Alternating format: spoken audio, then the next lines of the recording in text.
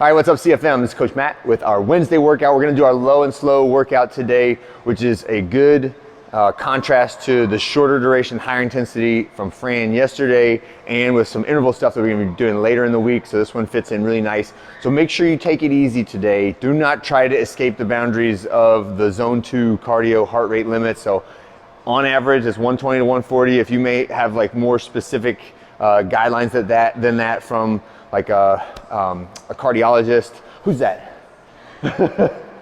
Okay, somebody may have given you a better boundary limit for your heart rate for zone 2 cardio, but in general 120 to 140 is widely accepted. But make sure you can talk the whole time. Make sure you do not go so slow that it drops low or go too fast that it spikes high and then come back to it. We're trying for very, very even, steady heart rate throughout the whole workout. So let's begin with the warm up. 2 rounds through, this will be really quick. 16 calories on the first one, 12 on the second one. Just real quick little zips there. 8 reps of our standing T shoulder rotation. So I'm gonna have my hands, watch the orientation of my hands.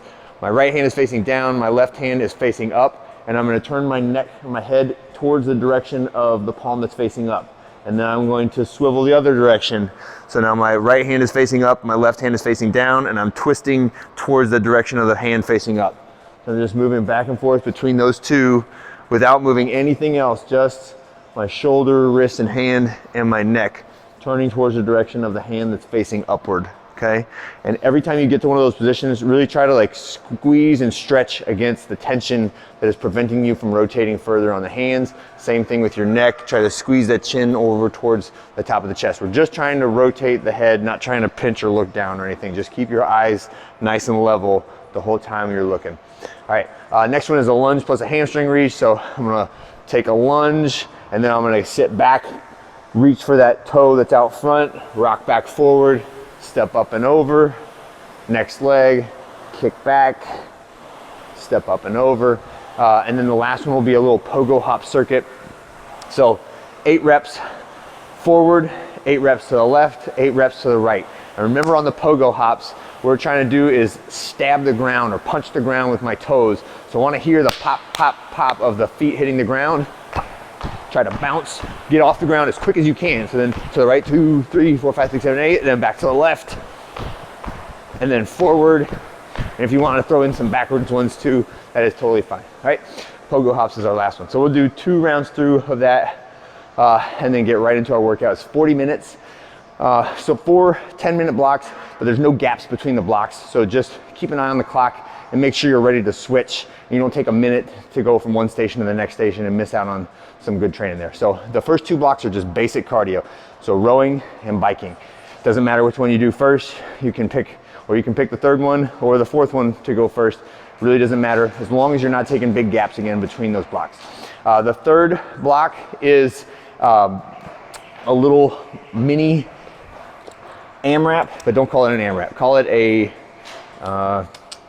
zone 2 AMRAP, right? So that means you're just gonna repeat the same sequence of exercises for 10 minutes, but you're not to get above 120 or 140 heart rate. So rope skipping, nice and light.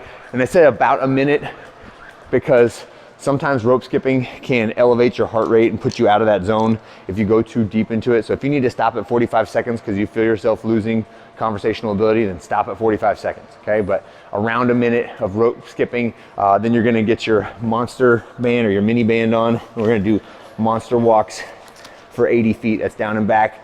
Alternate whether you're going forward, reverse, or side to side. All right, and then take your monster band off. And we're gonna do 80 feet, so that's just down and back of walking lunges.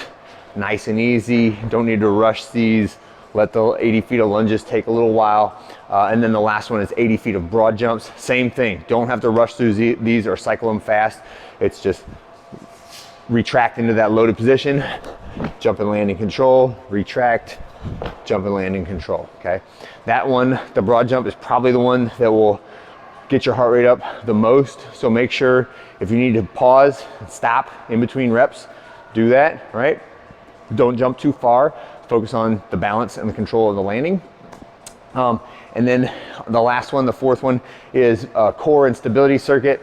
So you're gonna do 6 reps on each side of a windmill, And I'm gonna use the same weight here for the windmill and the Turkish get up, but you may feel free to use different weights.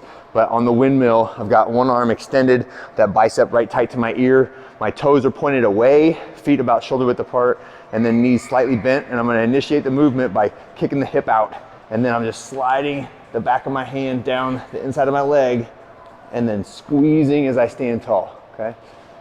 So slide down, squeeze and stand tall. Make sure you lock the hips out every time you stand back up to the top. After you finish that, we'll do a rep on each side of the Turkish get up. So the main thing to remember here is just the order of events. Whichever arm's holding the kettlebell, that is the knee that's gonna be up. And from there, I'm rolling up to that seated position and then elevating the hips, drawing that extended leg out until the knee is directly underneath the shoulder or the kettlebell there, and then pivoting up, standing, and then going right back down the way that I came, okay? And again, take your time on those. They're not meant to be done super fast.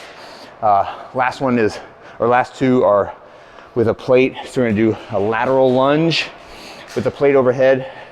And for this one, I want you to step out, bend that knee, and then back to the middle.